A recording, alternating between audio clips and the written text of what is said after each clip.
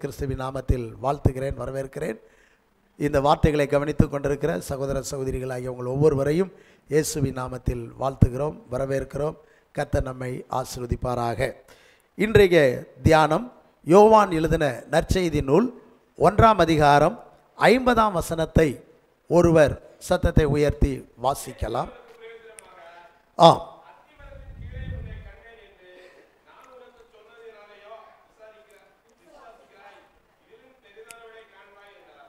ஆமென்.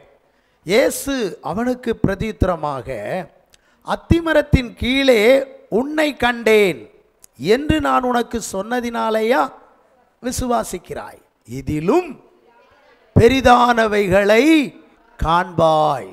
ஹல்லேலூயா. இது யாரை பார்த்து ஆண்டவர் சொல்லுகிறார் அப்படின்னு சொன்னா, நாத்தான்வேல் என்று ஒரு பக்தி உள்ள இஸ்ரவேல் மனிதன் இருந்தான். அவன் பக்தியிலே சிறந்தவன், ஆண்டவரை ஆராதிப்பதிலே நல்ல மனிதன். அவன் ஆண்டவருடைய மகிமையை எல்லாம் தியானித்து கொண்டிருக்கின்ற ஒரு மனிதன். ஒரு நாள் பிலிப்பு என்று சொல்லக்கூடிய ஆண்டவருடைய சீசரில் ஒருவன் இந்த நாத்தான்வேலை கண்டு அவர் சொல்லுகிறார், நியாயப்பிரமாணத்திலும் தீர்க்க தரிசன புஸ்தகத்திலும் எழுதியிருக்கிறவரை நாங்கள் கண்டோம். அவர் யோசேப்பின் குமாரனும் நாசரேத் ஊரானுமாகிய இயேசு அப்படின்னு அறிமுகப்படுத்துகிறார். அறிமுகப்படுத்தின உடனே இந்த நாத்தான்வேலுக்கு அந்த சம்பவங்கள்லாம் மேலே எழுதியிருக்கிறது. அவருக்கு ஒரு ஆச்சரியம், நாசரேத்திலிருந்து யாதொரு நன்மையும் உண்டாக கூடுமா?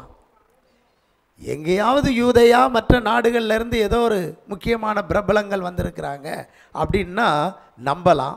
நாசரேத்து என்று சொன்னாலே வறட்சியான இடம், நாசரேத்து என்று சொன்னாலே புறக்கணிக்கப்பட்ட இடம், நாசரேத்து என்றாலே அது யாராலையும் ரொம்ப சந்தோஷமாக அங்கே போய் குடியிருக்கக்கூடிய இடம் அல்ல, வெறுக்கப்பட்ட ஒரு இடம். என்னப்பா, அங்கே இருந்தால் இவ்வளோ பெரிய ஒரு நன்மை உண்டாக கூடும் என்று சொல்லுகிறாய் அப்படின்னு சொன்ன உடனே இந்த பிலிப்பு சொன்னார், வந்து பார். என்ன பாரு? வந்து பார். ஏன் நீ பேசிக்கிட்டே இருக்கிற? பெருசு வருமா, அது வருமா, நன்மை இருக்கா இல்லையா அப்படிலாம் சொல்ல, நீ வந்து பார் அப்படின்னு கூப்பிட்டு வந்த உடனே ஆண்டவராகிய இயேசு கிறிஸ்து ஸ்தோத்திரம் இந்த நாத்தான்வேலை பார்த்த உடனே சொன்னார், தோ கபடற்ற உத்தம இஸ்ரவேலனே, பிலிப்பு உன்னை அழைக்கிறதற்கு முன்னே நான் உன்னை அத்திமரத்தின் கீழே கண்டேன். ஹல்லேலூயா. இந்த பிலிப்பு உன்னை என்னை பற்றி அறிமுகப்படுத்தி அழைத்து கொண்டு வருவது, என்னிடத்தில் அழைத்து கொண்டு வருவதற்கு முன்னமே நான் உன்னை அத்திமரத்தின் கீழே கண்டேன் என்று சொன்ன பொழுது, ரபி, நீர் இஸ்ரவேலின் தேவன், இஸ்ரவேலின் ராஜா என்று அவரை என்ன செய்ய ஆரம்பிச்சிட்டான்? புகழ ஆரம்பித்து விட்டான். ஏனென்றால் இவன் இவ்வளவு நாட்களாக இஸ்ரவேலின் தேவன், இஸ்ரவேலின் ராஜா எப்பொழுது வருவார் என்று எதிர்பார்த்து அந்த அத்திமரத்தின் கீழே யோசித்து தியானித்து ஜெபித்து கொண்டெல்லாம் இருந்திருக்கிறான். அந்த சம்பவத்தை, அந்த நிலையை, அத்திமரத்தின் கீழே நீ இருக்கும் போதே உன்னை நான் கண்டேன். அல்லேலூயா. இன்றைக்கு தேவன் நம்மை எப்படி காண்கிறார் என்று சொன்னால், யாரோ ஒருவர் உங்களை அழைத்து கொண்டு வந்து அறிமுகப்படுத்துவதினால்தான் உங்களை அன்றுதான் கண்டார் என்று அல்ல. ஒருவர் உங்களை கிறிஸ்துவுக்குள்ளே நடத்துவதற்கு முன்னதாகவே அவர் அறிந்து வைத்திருக்கிறார். ஆனால் நடத்த வேண்டிய ஒருவர் தேவை. இன்றைக்கு முன்குறிக்கப்பட்ட ஆத்துமாக்கள், முன்குறிக்கப்பட்ட ஜனங்கள், முன்குறிக்கப்பட்டதான தேவ பிள்ளைகள் அநேகர் இருக்கிறார்கள். அவர்களை நீங்கள் வழிநடத்த வேண்டும், அது நம்முடைய கடமை. ஆனால் நாம் வழிநடத்துவதற்கு முன்னு, நாம் அவரை பற்றி விவரித்து சொல்லுவதற்கு முன்னும் தங்களுடைய வாழ்க்கையில் பல யோசனையோடு, பல திட்டத்தோடு, கடவுள்னு ஒருவர் இருந்தால் என்னோடு பேச மாட்டாரா, என்னை ஆசீர்வதிக்க மாட்டாரா என்ற சூழல்களிலே நினைத்து கொண்டிருக்கிற, நிறைந்திருக்கிற பிள்ளைகளெல்லாம் தேவன் நினைக்கிறார், அவர்களை முன்குறிக்கிறார். அல்லேலூயா. அப்போ இவனை அழைத்து கொண்டு வந்தபோது ஆண்டவர் சொன்னார், பிலிப்பு உன்னை அழைக்கிறதுக்கு முன்னமே ஹல்லேலூயா. நீ அத்திமரத்தின் கீழே இருக்கும்போதே நான் உன்னை கண்டேன். ஹல்லேலூயா. அப்போ வந்து அவன் ஆச்சரியப்படுகிறான். ரபி, நீர் எப்படி இதை அறிவீர் அப்படின்னு சொல்லும்போது தான் ஆச்சரியப்படுகிறான். அந்த நேரத்தில் தான் ஆண்டவர் அவன் ஆச்சரியப்பட்ட போது அவனுக்கு இன்னும் பல ஆச்சரியங்களை, இதோடு நீ நின்று விடக்கூடாது, இனி உன்னை நான் எப்படி நடத்த போகிறேன், மேன்மையாய் நடத்த போகிறேன். நாசரேத்திலிருந்து ஒரு நன்மை வருமா அப்படின்னு நீ கேட்ட சாதாரணமா இந்த சபையில் ஒரு ஆசீர்வாதம் கிடைக்குமா? அல்லேலூயா. இந்த இடத்துல ஒரு நன்மை நமக்கு உண்டாகுமா அப்படின்னு நீங்கள் சாதாரணமாக வந்திருக்கலாம். ஆனால் நினைத்து பார்க்க முடியாத, யோசித்து பார்க்க முடியாத, நீங்கள் நீடூடி காலம் அனுபவிக்க வேண்டிய அநேக ஆசீர்வாதங்களும் நன்மைகளும் உங்களுக்காக தேவன் ஆயத்தப்படுத்தி வைத்திருக்கிறார். நீங்கள் மேலான நிலைக்கு வர வேண்டும் என்பதுதான் அவருடைய திட்டமாக இருக்கிறது என்பதை புரிந்து கொள்ளுங்கள். அல்லேலூயா. உணர்ந்து கொள்ளுங்கள். அப்போ ஆண்டவர் சொன்னார், அத்திமரத்தின் கீழே உன்னை கண்டேன் என்று நான் உனக்கு சொன்னதினாலேயா விசுவாசிக்கிறாய்? அல்லேலூயா. இதிலும் பெரிதானவைகளை காண்பாய். அல்லேலூயா. அதுதான் செய்தி இன்றைக்கு தலைப்பு. இதிலும் பெரிதானவைகளை காண்பாய். நம்முடைய தேவன் எப்பொழுதுமே பெரிதானவைகளை காண செய்கின்றார். ஒரு ஆசீர்வாதத்தை பெற்றவனுக்கு அதோடு நின்றுவிட செய்கிறவர் அல்ல, அடுத்தடுத்து ஆசீர்வாதத்தை கொடுத்து அவர்களை பெருக பண்ணுகின்றார். ஏனென்றால் மத்தேயு 25:29 வாசித்து பார்த்தால், உள்ளவன் எவனோ அவனுக்கு கொடுக்கப்படும், பரிபூரணமும் அடைவான். இல்லாதவனிடத்தில் இருந்து உள்ளதும் எடுத்துக்கொள்ளப்படும். பாருங்க, உள்ளவன் எவனோ அவனுக்கு கொடுக்கப்படும் அப்படின்னா என்ன அர்த்தம்? அவன் பரிபூரணம் அடைவான். கிருபை உள்ளவன், அவரை தேட வேண்டும் என்ற வாஞ்சை உள்ளவன், ஆலயத்திற்கு வர வேண்டும் என்ற நினைவுள்ளவன், கர்த்தருக்காக கொடுக்க வேண்டும் என்று செயல்படுகிறவன், ஆண்டவரை இன்னும் அறிய வேண்டும் என்ற ஆதங்கம் உள்ளவன், அல்லேலூயா, தன்னுடைய திறமைகளையும் தன்னுடைய தாளந்துகளையும் விடாமல் பயன்படுத்தி கொண்டிருக்கின்றவன், அவனுக்கு என்ன செய்யணும்? இன்னும் கொஞ்சம் கொடுக்கணும். ஏன்னா அவன் நம்ம ராஜ்யத்தை கட்டிடுவான். அவனுக்கு இன்னும் கொஞ்சம் கிருபையை கொடுத்தா இன்னும் கொஞ்சம் பிரகாசிப்பான். இன்னும் கொஞ்சம் திறமையை கூட்டி கொடுத்தா அவன் மேலே வந்துக்கிட்டே இருப்பான். எனக்கு அது மகிமை என்று தேவன் எதிர்பார்க்கிறார். ஹல்லேலூயா. நீங்கள் பொறாமைப்பட முடியாது. ஐயோ எனக்கு ஒன்றுமே இல்லையே, அவனுக்கு கொடுத்ததுக்கு மேலே கொடுத்து கொண்டிருக்கிறாரே, ஐயோ எனக்கு எதுவுமே வாய்க்கலையே, அவர்களுக்கு எல்லாவற்றிற்கும் மேலும் எல்லாம் வாய்த்து கொண்டே போதே அப்படின்னு அங்கே தேவன் ஏதோ பார்க்கிறார், உள்ளவனாக பார்க்கிறார். அல்லேலூயா. 5 தாலந்து பெற்றவன் 5 10 ஆக்கினான். அதனால் கர்த்தர் அவனுக்கு இன்னொரு 5 என்ன செஞ்சார்? கொடுங்க. அந்த செயல்படாமல் திறமையை வைத்து கொண்டு செயல்படாமல் இருந்தவன்ட்ட இருந்த அந்த ஒன்றையும் எடுத்து, அல்லேலூயா, செயல்பட திராணி இல்லாதிருந்த சோம்பலாக இருந்தவனிடத்தில் இருந்து ஒன்றை எடுத்து அந்த உள்ளவனிடத்தில் கொண்டு போய் கொடுங்க அப்படின்னு சொன்னார். அல்லேலூயா. எப்போது நம்முடைய தேவன் நம்மை ஆச்சரியப்பட வைக்கிறவர், நமக்கு தந்த கிருபையை யூஸ் பண்ணும்போது, பயன்படுத்தும் போது மென்மேலும் நம்மை உயர பண்ணுகின்றவர், மென்மேலும் நம்மை ஆசீர்வதித்து மேலான அனுபவத்துக்கு கொண்டு செல்லுகிறவர். அல்லேலூயா, அல்லேலூயா. அப்போ அதைத்தான் ஆண்டவர் சொன்னார். 84ஆம் சங்கீதம் 7 படிச்சிங்கன்னா, பலத்தின் மேல் அவர்கள் பலம் அடைந்து, பலத்தின் மேல் பலம் அடைந்து, இருக்கிற பலம் போதும் அப்படின்னு நினைக்கல, இன்னும் கொஞ்சம் பலத்தை கொடுக்கணும் அவங்களுக்கு. அவங்க மேலும் மேலும் என்ன செய்யணும்? பலம் அடையணும். அது மட்டுமல்ல, யோவான் 1:16 நீங்கள் வாசித்து பார்த்தீங்கன்னா, அவருடைய பரிபூரணத்தினால் நாம் எல்லாரும் கிருபையின் மேல் கிருபையை பெற்று, கிருபை மேலே கிருபை, இந்த கிருபை போதும் அப்படின்னு நினைக்கக்கூடாது. இன்னும் கொஞ்சம் கிருபையை கர்த்தர் கொடுத்து நம்ம என்ன செய்கிறார்? அதிகரித்து பெருக பண்ணுகிறார். அல்லேலூயா. 2 கொரிந்தியர் 3:18 வாசித்து பார்த்தீங்கன்னா, நாம் எல்லாரும் திறந்த முகமாய் கர்த்தருடைய மகிமையை கண்ணாடியிலே காண்கிறது போல கண்டு ஆவியாய் இருக்கிற கர்த்தரால் அந்த சாயலாகத்தானே மகிமையின் மேல் மகிமை அடைந்து மறுவப்படுகிறோம். அப்போ ஒன்றின் மேல் இன்னொன்று, அல்லேலூயா, ஒரு வேலை செஞ்சிட்டா அடுத்து நமக்கு டயர்டாக இருக்காது. அடுத்த வேலை செய்ய பலன். அல்லேலூயா. பலத்தின் மேல் பலன். கொஞ்சம் சம்பாதிச்சிட்டா அதோட போதும் இல்லை, அடுத்து சம்பாதிப்பதற்குரிய பலன். அல்லேலூயா. ஊழியம் செய்துவிட்டு சோர்ந்து விட்டோம் விடுவதல்ல, அதற்கு அடுத்து இன்னும் செய்வதற்குரிய பலன். அல்லேலூயா. நம்முடைய பலனை மேலும் மேலும் பெருக்குகிறவர், தம்முடைய கிருபையை மேலும் மேலும் பெருக்குகிறவர், தம்முடைய மகிமையை மேலும் மேலும் பெருக்கி நம்மை மறுரூபத்துக்குள்ளே நடத்துகிறவர். அல்லேலூயா. கர்த்தர் நல்லவர். அப்போ நமக்கு மேலான அனுபவத்தில் வரணும் அப்படின்னு தான் ஆண்டவர் நினைக்கிறார். இதிலும் பெரிதானவைகளை நீ என்ன செய்வாய்? காண்பாய். ஸ்தோத்திரம். ஆண்டவர் அவனுக்கு காண்பித்த ஒரு காரியம் என்னன்னு சொன்னால், தேவதூதர்கள் ஏறுகிறதும் இறங்குகிறதுமான தரிசனத்தை நீ காண்பாய். அந்த தரிசனம் யாக்கோபு கண்டார். அந்த அனுபவம் பாருங்க, நீ மேன்மையான காரியத்தை என்ன செய்ய போற? பரலோகத்தின் காரியங்களை எல்லாம் நீ பார்க்க போற. தேவதூதர்கள் ஏறி போகிறதையும் இறங்கி வருகிறதுமான உன்னத அனுபவங்களை நீ பார்க்க போற. அந்த உன்னதத்திலே தேவன் நின்று பேசுகிறதையெல்லாம் நீ கேட்க போற. அதை எப்படி யாக்கோபு அன்றைக்கு கேட்டாரோ அதே போல நீ இன்னும் மேன்மையான அனுபவங்களை என்ன செய்வாய்? அடைவாய்.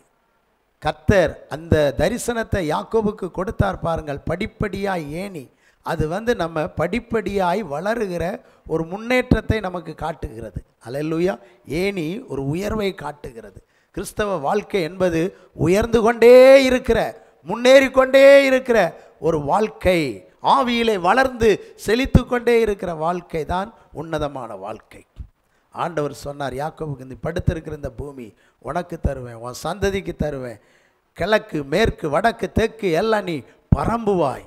ஆமென். சோத்திரம். நான் உனக்கு சொன்னதை செய்யும் அளவு நான் என்ன செய்வதில்லை, கைவிடுவதில்லை என்று தேற்றி ஒரு நல்ல தரிசனத்தை கொடுத்தது போல நீயும் இப்படிப்பட்ட தரிசனங்கள் எல்லாம் காண்பாய் என்று இந்த மனிதன் சோத்திர நாத்தான் வேலை கர்த்தர் உற்சாகப்படுத்துகிறார். இன்றைக்கு அப்படிப்பட்ட ஒரு ஆசீர்வாதத்தினாலே நம்மையும் உற்சாகப்படுத்த வல்லவராயிருக்கிறார். இப்படி நாம் இதிலும் பெரிதானவைகள் என்ற காரியத்தில் ஒரு 3 குறிப்பை உங்களுக்கு முன்னால் வைத்து நாம் ஜெபிக்க போகின்றோம். கர்த்தர் நமக்கு உதவி செய்வாராக. முதல் குறிப்பாக இதிலும் பெரிதானது எது அப்படிங்கிறத வேத வசனத்தின் வெளிச்சத்தில் ஒரு 3 காரியத்தை நம்ம பார்த்து அந்த பெருசு என்கிட்டையும் இருக்கணும் அப்படின்னு நீங்கள் நினைங்க. நிச்சயம் உங்களை மேன்மைப்படுத்துவார். ஆமென். வாசிக்கலாம். லூக்கா எழுதின சுவிசேஷம் 5ஆம் அதிகாரம் 10வது வசனத்தை ஒருவர் வாசிப்போம். லூக்கா 5:10. சீமோனுக்கு கூட்டாளிகளான செபதேயுவின் குமாரராகிய யாக்கோபும் யோவானும் அந்தபடியே பிரமித்தார்கள். அப்பொழுது இயேசு சீமோனை நோக்கி, பயப்படாதே, இது முதல் நீ மனுஷரை பிடிக்கிறவனாய் இருப்பாய். ஹல்லேலூயா. ஸ்தோத்திரம். பாருங்க, இதிலும் பெரிதானவைகளை காண்பாய். என்ன பெரிதானவைகளை முதல்ல ஆண்டவர் இந்த பேதுருவுக்கு காண்பிக்க போகிறார். நாம் என்ன பெரிதானவைகளை அடைய வேண்டும் அப்படின்னு சொன்னால், இந்த பேதுருடைய வாழ்க்கையை பார்த்தால் அவன் மீன் பிடித்து தன் குடும்பத்தை நடத்துகிறவனாய், தன் வியாபாரத்தை செய்கின்றவனாய், தன் தகப்பனாரோடு கூட இணைந்து செயல்படுகிற ஒரு நல்ல மனிதனாக காணப்பட்டார். ஆனால் இந்த பேதுருவை குறித்து தேவனுக்கு ஒரு திட்டம் இருந்தது.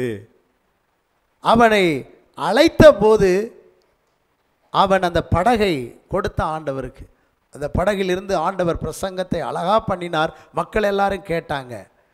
பிரசங்கம் பண்ணி முடித்த பின்பு உங்கள் படகை, நீங்கள் உங்கள் வலைகளை ஆழத்தில் கொண்டு போய் என்ன செய்யுங்க, போடுங்க அப்படின்னு சொன்னார். அது என்ன சூழ்நிலைன்னா, அவங்க ஒரு மீனும் பிடிக்காத ஒரு துக்கமான வேதனையான ஒரு சூழ்நிலையிலே அவர்கள் இருந்தபோது போடுங்கன்னு சொன்னார். போட்டால் வலை கிளியத்தக்க அளவுக்கு திரளான மீன்கள் அந்த வலையிலே வந்தது. 2 படவை அவர்கள் அங்கே நிரப்பினார்கள். இதை பார்த்த யாக்கோபு, யோவான் இவர்கள் எல்லாருக்கும் பிரமித்தார்கள், ஆச்சரியப்பட்டார்கள். இந்த பேதுருவும் ஆச்சரியப்பட்டான். என்ன இது, இப்படி ஒரு மிகப்பெரிய பிரம்மாண்டமான சம்பவம் நடந்திருக்குதே, நினச்சி பார்க்க முடியவில்லையே. ஒரே வலையை போட்டு ஒரே முறை இப்படி 2 படகையும் நிரப்பி விடுவதற்கு இவ்வளோ பெரிய ஆசீர்வாதத்தை கொடுத்த இவர் யார்? நான் பாவியான மனுஷன், நீர் என்னை விட்டு போக வேண்டும் என்று அவன் சொல்லுகின்றான் அவரிடத்திலே. ஆமென், சோத்திரம். பிரியமானவர்களே, அவன் தன்னை தாழ்த்துகின்றான், ஆச்சரியத்தோடு நிற்கின்றான். இவ்வளோ பெரிய காரியம் நடந்ததே என்று சொல்லி அவனுக்கே பெரிய ஆச்சரியம். இந்த ஆச்சரியத்தில் அவர் இன்னும் ஆச்சரியத்தை போடுகிறார். அல்லேலூயா. நீங்கள் ஆச்சரியமான சூழலுக்குள்ளே நடக்கும்போது, கடந்து போகும்போது, இன்னும் ஆச்சரியத்தை, இதிலும் பெரிதான காரியத்தை செய்யத்தான் கர்த்தர் இன்றைக்கும் வல்லவராக இருக்கின்றார். அல்லேலூயா. இப்போ இந்த இடத்துல பார்த்தீர்கள் என்றால், ஆண்டவர் இவனை பார்த்து என்ன சொல்லுகிறார்? இதுவரைக்கும் இவன் மீனை பிடிக்கிறவனாக இருந்தான். இப்பொழுது சொல்லுகிறார் ஆண்டவர், இது முதல் நீ மனுஷரை பிடிக்கிறவனாய் இருப்பாய். அல்லேலூயா. இது முதல் நீ மனுஷரை பிடிக்கிறவனாய் இருப்பாய். உன்னுடைய நிலையை நான் இனி மாற்றப் போகிறேன். நீ இப்படிப்பட்ட திரளான மீனை பிடித்ததினால் ஆச்சரியப்படுகிறாய். இனி நீ மனுஷரை பிடிக்கிறவனாக உன்னை நான் என்ன செய்ய போகிறேன்? மாற்றப் போகிறேன். மீனை பிடிப்பது ரொம்ப எளிதான காரியம். தூண்டில் போட்டோ அல்லது வலை வீசியோ பிடிக்கின்ற ஒரு காரியம். அல்லேலூயா. அப்படி பிடித்த மீன்களை தனக்கு பிரயோஜனமாக, தன் குடும்பத்துக்கு பிரயோஜனமாக, அநேக மக்களுக்கு பிரயோஜனமாக அதையெல்லாம் அவர்கள் சேல் பண்ணி விற்பனை செய்து கொண்டு இருக்கின்ற ஒரு வியாபாரம், ஒரு தொழிலாக இருக்கின்றது. இந்த மீனை பார்த்தீர்கள் என்று சொன்னால் சாதாரணமான ஒன்றுதான், மனிதனை விட சாதாரணமானது. மனிதன்தான் தேவனுடைய சிருஷ்டிப்புக்கள் எல்லாவற்றிலும் விசேஷமானவன். அல்லேலூயா. மனிதன்தான் தேவனுடைய சிருஷ்டிப்புக்கள் எல்லாவற்றை காட்டிலும் விசேஷமானவன். மனிதனுக்காகத்தான் இந்த ஆசீர்வாதங்களை எல்லாம் அவனுக்கு கொடுத்தார். இதை அனுபவிக்க, இதை பயன்படுத்த எல்லாம் கொடுத்தார். ஆனால் மனிதன் தேவனோடு கூட இருக்க வேண்டும் என்ற நல்ல நோக்கத்திலே அவனை படைத்தார். மீனை தண்ணீரிலே இருக்கும்படியாக படைத்தார். அந்த தண்ணீரை விட்டு மீனை வெளியே தூக்கி போட்டால் என்ன ஆயிரும்? செத்து போயிடும். மரங்கள் மண்ணில் இருக்கும்படி படைத்தார். அந்த மண்ணில் இருந்து மரத்தை பிரித்தா என்ன ஆயிரும்? பட்டு போயிடும். அல்லேலூயா. மனிதனோ தேவனுடைய பிரசன்னத்தில் தேவனோடே இருக்கும்படி படைத்தார். டெய்லி அவரோடு இருக்கணும். பகலின் குளிர்ச்சியான வேளையிலே ஆண்டவர் ஆதாம் ஏவாளோடு என்ன செய்வார்? உலாவிக்கிட்டே இருந்தார். டெய்லி வந்து உலாவினார். ஆனால் ஒரு நாள் அவரால் உலாவ முடியலை. அவர்கள் பிசாசின் இச்சையின்படி இழுக்கப்பட்டு சிக்குண்டு தேவனுடைய உறவில் இருந்து அவர்கள் என்ன செய்தார்கள்? விலகினார்கள். விலகினதினாலே அவர்களுக்குள்ளே வெக்கம் வந்தது, துக்கம் வந்தது, பயம் வந்துச்சுது. அவங்க வாழ்க்கையில் ஒரு விதமான சந்தோஷம், பெரிய மகிமையை, நல்ல சந்தோஷத்தை இழந்து போய்விட்டார்கள். அல்லேலூயா. பிசாசினால் அவர்கள் இப்பொழுது கவரப்பட்டதினால், அவனுடைய ஆலோசனைக்கு உட்படுத்தப்பட்டதினால் தேவனை விட்டு என்ன செய்தார்கள்? பிரிக்கப்பட்டார்கள். தேவனை விட்டு பிரிக்கப்பட்ட மனிதனுடைய ஆத்துமா செத்து போகிறது. தேவனை விட்டு பிரிக்கப்பட்ட ஆத்துமா துக்கப்படுகிறது. தெய்வத்தை விட்டு விலக்கப்பட்ட ஆத்துமா கலங்கி கொண்டிருக்கிறது. அந்த ஆத்துமாக்களுடைய வாழ்க்கையில் அவர்கள் எதிர்பார்க்கிற நன்மை அல்லது எதிர்பார்க்கிற மகிமை இன்றளவும் கிடைக்காமல் காணப்படுகிறார்கள். அல்லேலூயா. அப்போ விசேஷமாய் படைத்த மனிதன் கெட்டு போய்விட்டானே, இவனை எப்படியாகிலும் என் பக்கத்தில் மறுபடியும் கொண்டு வர வேண்டும், நான் மனிதரோடு கூட உறவாட வேண்டும் அப்படின்னு தான் ஆண்டவர் மோசேட்ட சொன்னார். நான் உங்கள் நடுவில் வாசம் பண்ண எனக்கு ஒரு கூடாரத்தை ஸ்தாபிப்பீர்களாக. அப்போ மனுஷன் மத்தியிலே தேவன் வாசம் பண்ணுவதற்கு துடிக்கிறார், மறுபடியும் அவனோடு உலாவி வருவதற்கு வாஞ்சிக்கின்றார். அல்லேலூயா. இப்படிப்பட்ட சூழ்நிலையில்தான் தேவன் தம்முடைய குமாரனை சிலுவைக்கு அனுப்பினார். அல்லேலூயா. மனிதனுடைய பாவ சாபங்களை நீக்கி மனிதனுக்கு மறுபடியும் சமாதான சந்தோஷத்தை கொடுத்து மனிதனை மறுபடியும் தம்மோடு கூட இழுத்து கொள்ளும்படியாக அவர் அவனை தெரிந்து கொள்ளும்படியாகத்தான் சிலுவையிலே இரத்தம் சிந்தி, சிலுவையிலே மரித்து, சிலுவையிலே பாடுபட்டு, அவர் அடக்கம் பண்ணப்பட்டு 3ஆம் நாள் உயிரோடு கூட எழுந்தார். ஹல்லேலூயா, சோதரம். அப்போ இன்றைக்கு கிறிஸ்து இல்லாத மனிதர்கள் கிறிஸ்துவினிடத்தில் வருவதற்கு, கொண்டு வருவதற்கு தேவன் இந்த மனிதனை, நான் உன்னை இது முதல் மனிதரை பிடிக்கிறவர்களாய் மாற்றுவேன். அல்லேலூயா.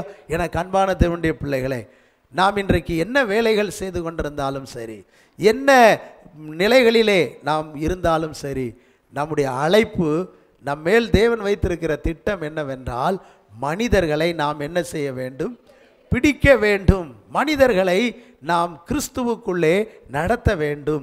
ரட்சிப்புக்குள்ளே, சமாதானத்துக்குள்ளே, விடுதலைக்குள்ளே, அவர்கள் பிரச்சனையில் இருந்து அவர்களை விடுவித்து, அவர்கள் சாபத்தில் இருந்து அவர்கள் விடுவிக்கப்பட, அவர்கள் வியாதியிலிருந்து விடுவிக்கப்பட, அவர்கள் பொல்லாத இந்த பிரபஞ்சத்தில் இருந்து, சத்துருவின் கையில் இருந்து விடுவிக்கப்படுகின்ற ஒரு பெரிய ஊழியத்தை, ஒரு பெரிய காரியத்தை கர்த்தர் நமக்கு தந்திருக்கிறார். எத்தனை பேர் விசுவாசிக்கிறீங்க இதை?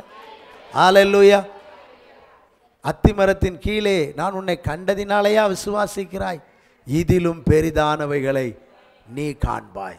அப்போ தேவன் நம்மை கொண்டு பெரிதானவைகளை செய்வதற்கு, பெரிய காரியங்களை செய்வார்.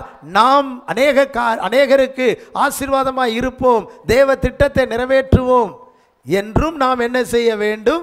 விசுவாசிக்க வேண்டும். அல்லேலூயா. நான் இந்த காரியத்தை செய்வதற்காக மட்டும் கர்த்தர் என்னை அழைக்கவில்லை, இதைவிட பெரிய காரியங்களை செய்யவும் கர்த்தர் என்ன செஞ்சிருக்கிறாரு? அழைச்சிருக்கிறாரு. ஆமென். அதைத்தான் நாம் வாசிக்கின்ற பாருங்கள். ஸ்தோத்திரம். 2 தீமோத்தேயு 2:26 வாசியுங்கள்.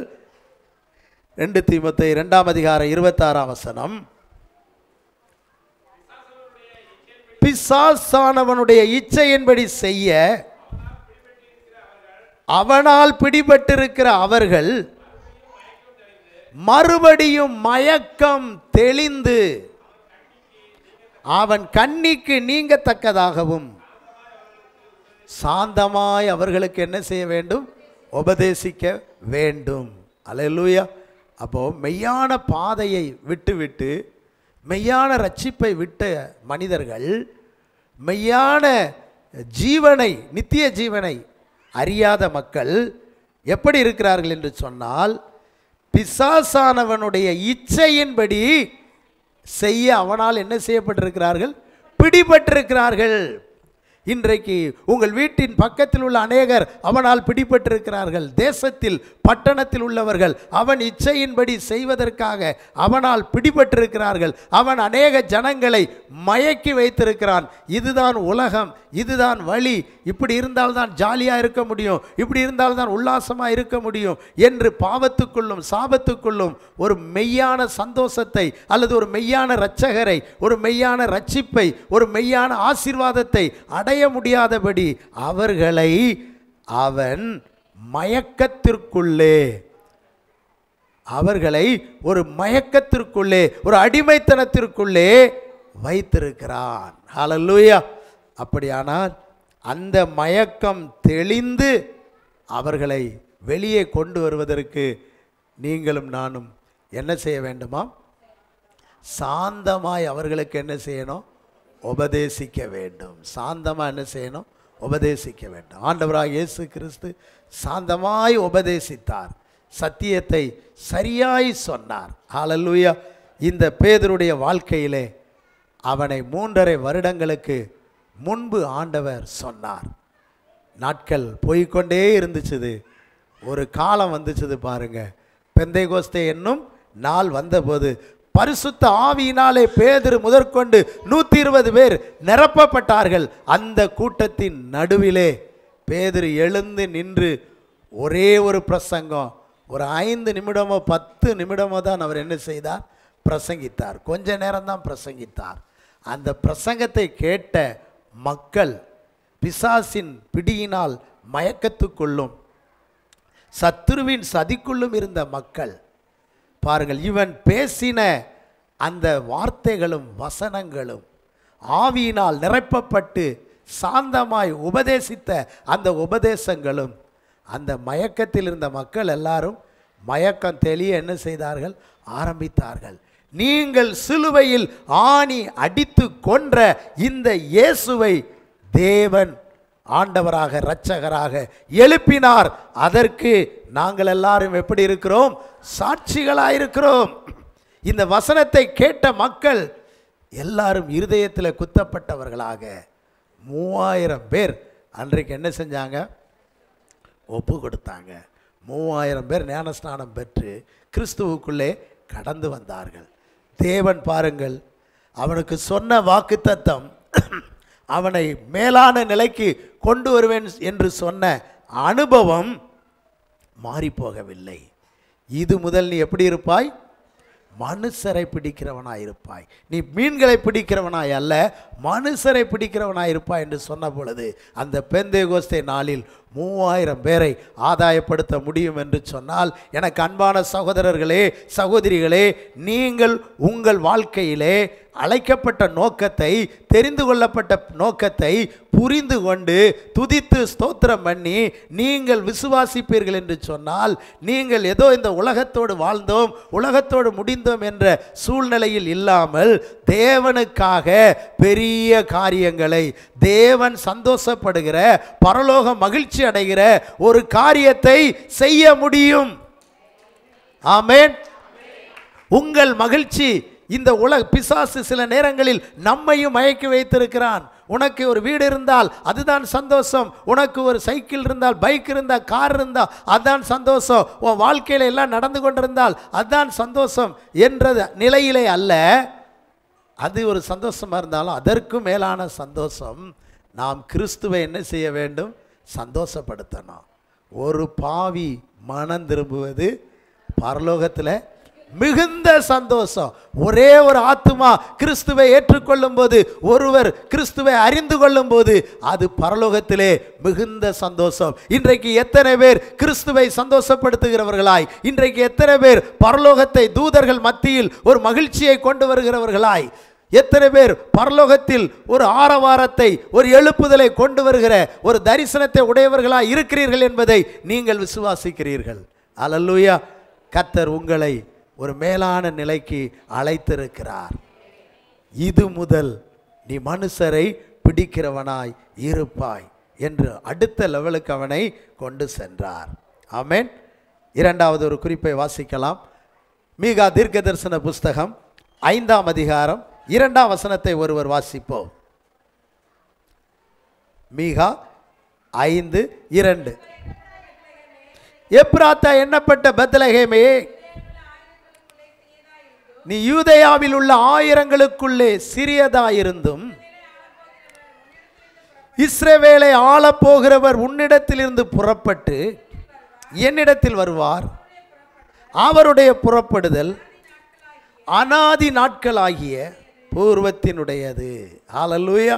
சோத்ரம். நம்முடைய தேவன் இதிலும் பெரிதானவைகளை காண்பாய், இதைவிட பெரிய ஆசீர்வாதத்துக்குள்ளே நம்மை கொண்டு போவார். இங்கே பார்க்கும்போது எப்ராத்தா எண்ணப்பட்ட பெத்லகேமே, யூதேயாவில் உள்ள ஆயிரங்களுக்குள்ளே சிறிதாயிருந்தும். யூதேயாவை, எருசலேமிலே யூதேயாவை சுற்றிலும் கிராமங்கள் இருக்கின்றது. எத்தனை கிராமங்கள்? 1000 கிராமங்கள் இருக்கிறது. அந்த 1000 கிராமங்களிலும் இந்த பெத்லகேம் எப்படி இருக்கிறது? சிறுசா இருக்குது. அல்லேலூயா. சிறுசா இருக்குது. ஆனால் இந்த சிறிய பெத்லகேமுக்குள்ள என்ன ஆசீர்வாதங்கள் இருக்கிறது, என்ன நன்மைகள் இருக்கிறது அப்படின்னா, நமக்கு முதல்ல அந்த சின்ன பட்டணம், சின்ன கிராமம் நமக்கு அற்பமாக தெரியும். ஆனால் அந்த 1000 சின்ன கிராமங்களுக்குள்ளே அதைவிட சிறிய கிராமம் இந்த பெத்லகேம். அல்லேலூயா. இதை பார்த்தால் சாதாரணமாக இருக்கிறது. இந்த நிலைமை சாதாரணமான நிலைமைதான். ஆனால் இதைவிட பெரிதான ஒரு நிலை அந்த ஊருக்கு என்ன செய்கிறது? இருக்கிறது. ஹல்லேலூயா. இன்றைக்கு இந்த உலகத்தில் பிரியமானவர்களே, நீங்கள் அநேகருடைய பார்வையிலே சிறியவர்களாக அல்லது உங்களுடைய பார்வையிலே சிறியவர்களாக, சாதாரணமானவர்களாக நீங்கள் தெரியலாம். ஆனால் நம்முடைய தேவனை விசுவாசிக்கும் போது, இன்னும் அவரை நாம் ஆராதித்து கொண்டு மகிமைப்படுத்தி கொண்டே இருக்கும்போது, அவருக்குள்ளே நாம் ஆழமாய் வளர்ந்து கொண்டே இருக்கும்போது, நாம் இருக்கிற இந்த சிறிய நிலைமையிலேயே இருக்க மாட்டோம். இதை விட அடுத்த ஒரு நிலைமைக்கு நாம் என்ன செய்வோம்? செல்லுவோம். ஹல்லேலூயா. சோதரன், நிச்சயமாக செல்லுவோம். இந்த சிறிய இடத்திலிருந்து, இது சிறியதா இருந்தும் என்று சொல்லப்பட்டிருக்கிறது. ஆனால் புதிய ஏற்பாட்டிலே, இது பழைய ஏற்பாட்டிலே சிறியது என்று சொல்லப்பட்டிருக்கிறது. ஆனால் இதே வசனம் புதிய ஏற்பாட்டிலே வாசியுங்கள். மத்தேயு 2ஆம் அதிகாரம் 3ஆம் வசனம். பார்த்தீங்களா? யூதாவில் உள்ள, வாசிங்க. யூதேயாவில் உள்ள பெத்லெகேமே, யூதாவின் பிரபுக்களில் போதும், நீ சிறியது அல்ல. பழைய ஏற்பாட்டில் என்ன சொல்லப்பட்டது? சிறியதா இருந்தாலும். புதிய ஏற்பாட்டில் என்ன சொல்லப்படுது? சிறியதல்ல. அல்லேலூயா. அதுக்குள்ள ஒரு சூழ்நிலை என்ன செய்து விட்டது? மாறிவிட்டது. பாருங்கள், அந்த 400 வருட இருண்ட காலங்கள், சூழ்நிலைகள், அந்த காலகட்டங்களிலெல்லாம் பெத்லெகேம்னா எங்கேயே தெரியாது, யாருக்கும் தெரியாது. அந்த பேரே யாருக்கும் புரியாது. அதை யாரும் நினச்சி பார்த்ததே இல்லை. அல்லேலூயா. மறைந்தே இருக்கிறது. இந்த மூங்கிலை பார்த்தீர்கள் என்றால் அது வளர்வதற்கு நாட்கள் ஆகிக்கொண்டே இருக்கும். அது வளர ஆரம்பிச்சிட்டுன்னா சர் சர் சர் சர்ன்னு என்ன செஞ்சுக்கிட்டு இருக்கும்? வளர்ந்துக்கிட்டே இருக்கும், வெளிப்பட்டுக்கிட்டே இருக்கும். அதே போல் தான் நம்முடைய வாழ்க்கையில் நம்ம மறைஞ்சே இருப்போம், ஒன்றுமே தெரியாமல் இருப்போம். நம்மையே நாம் சாதாரணமாய் அற்பமாய் நினைத்து கொண்டிருப்போம். நமக்குள்ளே ஒன்றும் இல்லையே, முன்னேற்றம் இல்லையே, பெருக்கம் இல்லையே, அப்படிலாம் நம்ம நினச்சிக்கிட்டு இருப்போம் சில நேரங்களில். ஆனால் அப்படி நம்ம நினச்சிக்கிட்டு இருக்க வேண்டிய அவசியம் இல்லை. எனக்குள் இருக்கிறவர் பெரியவர். நான் சாதாரணமாக இருந்தாலும் எனக்குள்ளே இருக்கிறவர் பெரியவர் என்ற விசுவாசம் நமக்குள்ளே எப்பொழுதும் வர வேண்டும். பெத்லெகேமே, நீ சிறிதா இருந்தாலும் உனக்குள்ளே ஒருவர் இருக்கிறார், அவர் பெரியவர். ஹல்லேலூயா. அவர் அந்த கிராமத்தில் மட்டும் பெரியவர் அல்ல, அந்த 1000 கிராமங்களில் பெரியவர் அல்ல, அந்த யூதேயா பட்டணங்களில் பெரியவர் அல்ல, அவர் அந்த எருசலேமில் இஸ்ரவேலில் பெரியவர் அல்ல, அவர் உலகத்திலேயே பெரியவர். ஹல்லேலூயா. ஹல்லேலூயா. இப்போ பெத்லெகேமை பற்றி யாருக்குமே தெரியாமல் என்ன செய்ய முடியாது? இருக்கவே முடியாது. நம்முடைய தேவன் விசுவாசிக்கும் போது, அவரை தொடர்ந்து பின்பற்றி ஆராதித்து கொண்டிருக்கும்போது, நம்ம இருக்கிற நிலையிலே இருக்க விடமாட்டார். நம்மை மேலான, இதைவிட மேலான ஒரு நிலைமையிலே நம்மை கொண்டு வருவார். பிரசங்கியில் ஒரு சம்பவம் இருக்கிறது. நீங்கள் பார்த்தீங்கன்னு சொன்னால், ஒரு சிறிய பட்டணம் இருந்தது. அந்த சிறிய பட்டணத்துக்கு விரோதமாக யார் வந்தது? பெரிய ராஜா வந்து கொத்தளம் போட்டான். பெரிய ராஜா கொத்தளம் போட்டான். அந்த பட்டணத்தை விடுவிப்பதற்கு யாருமே இல்லை. அல்லேலூயா. அந்த பட்டணத்தை விடுவிச்சு அங்கே ஒரு அற்புதம் செய்வதற்கு யாருமே இல்லை.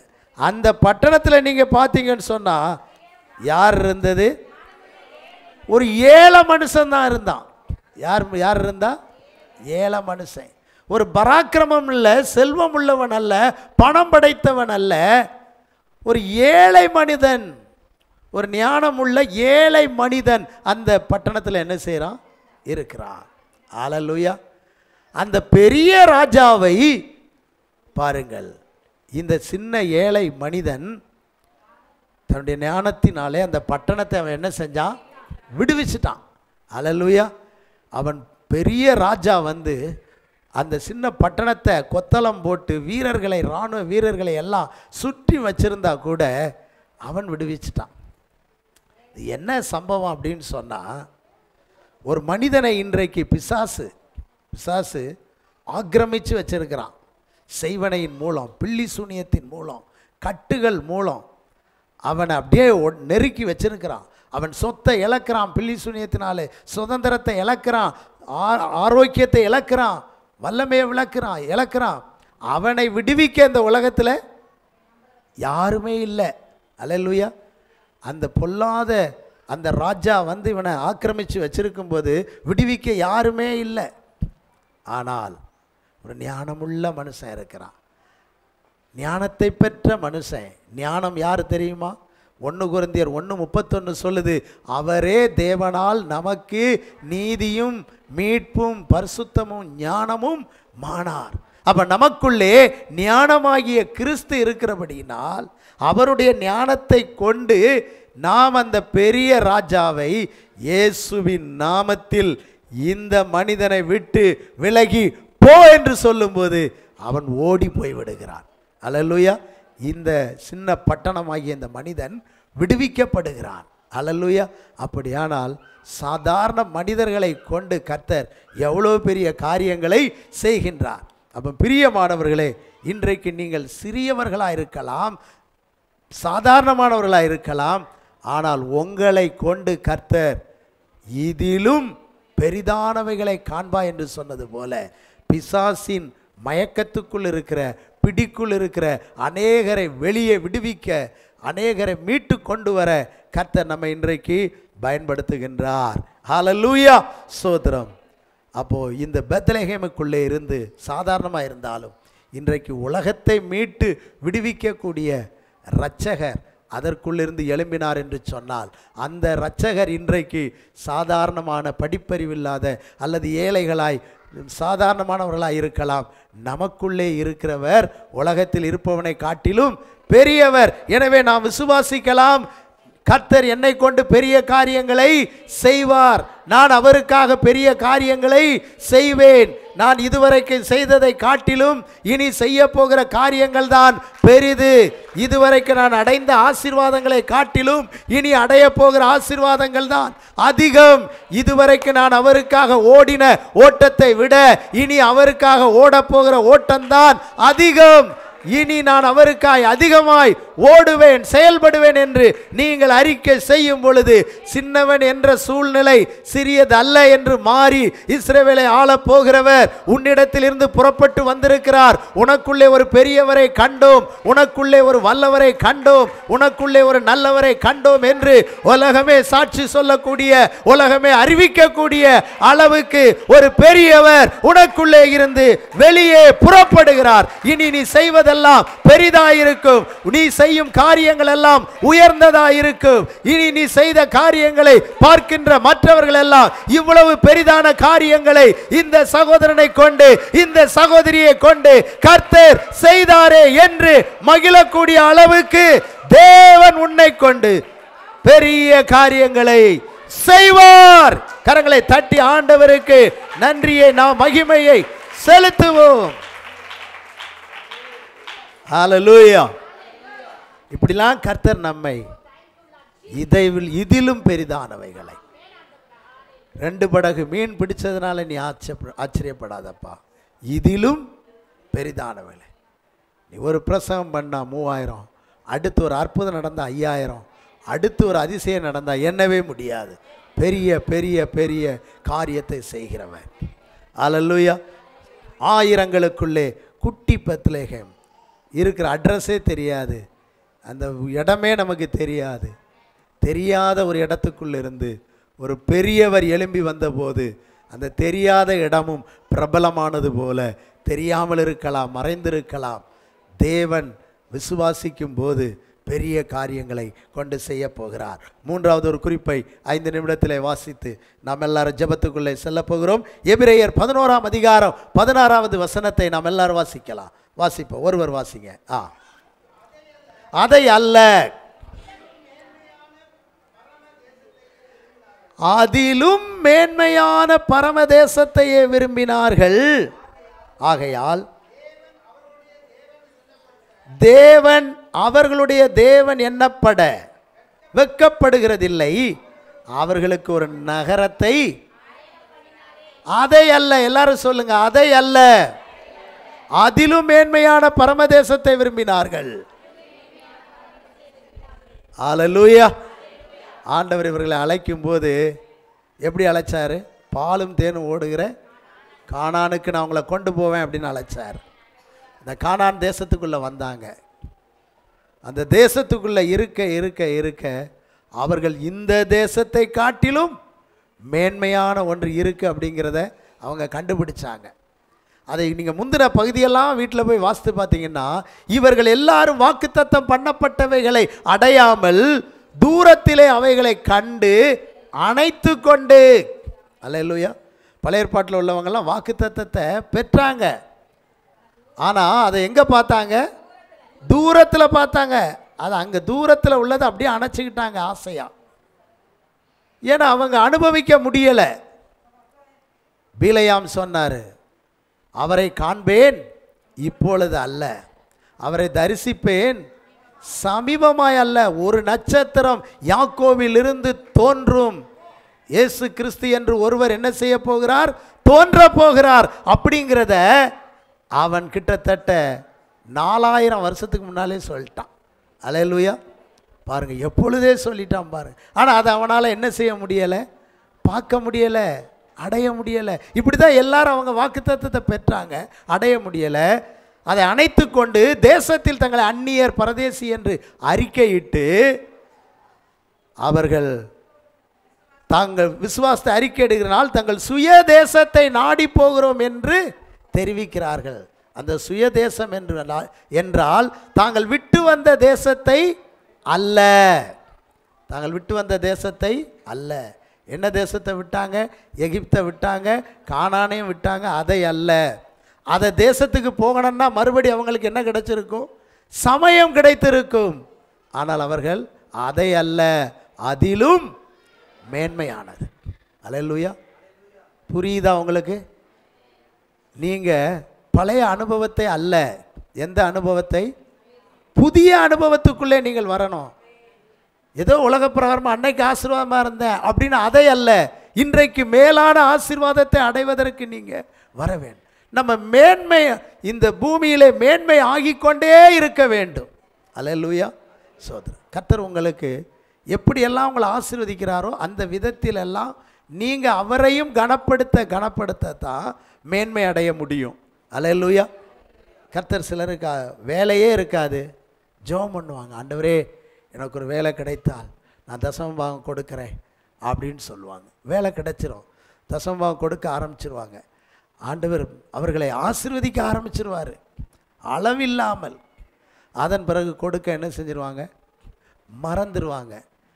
அதற்கு அடுத்தபடியாகவும் நாம் என்ன செய்ய வேண்டும்? அந்த நிலைக்கு ஏற்றார் போல நாம் கொடுத்து கொண்டே இருக்க வேண்டும், உழைத்து கொண்டே இருக்க வேண்டும். தேவன் நம்மை எந்த அளவுக்கு ஆசீர்வதிக்கிறாரோ அந்த ஆசீர்வாதத்தின் அளவுக்கு ஏற்றார் போல நாம் அவரை கனப்படுத்துவதும் அவரை மகிமைப்படுத்துகிற ஒரு அனுபவத்தில் வரும்போது தான் நாம் இன்னும் மேன்மையானதை காண்போம்.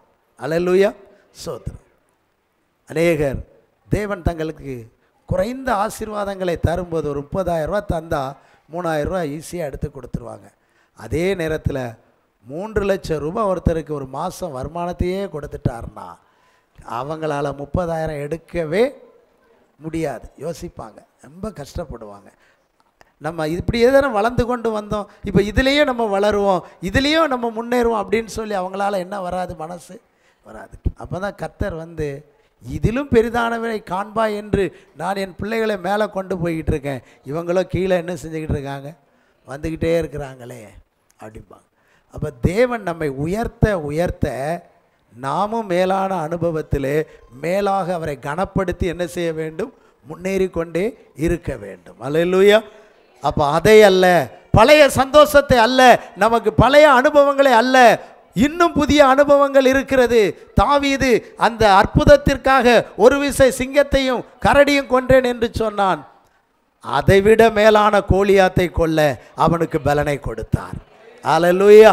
சோதரா, நான் ஒரு சிங்கத்தை கொன்றேன் என்று சிம்சோன் சொல்லிக்கொண்டே இருப்பதற்கல்ல, ஒரு கழுதை தாடை எலும்பை கொண்டு 1000 பேரை வெல்லுவதற்கு பலனை கொடுத்தார். அதைவிட அதிலும் மேலான. அல்லேலூயா.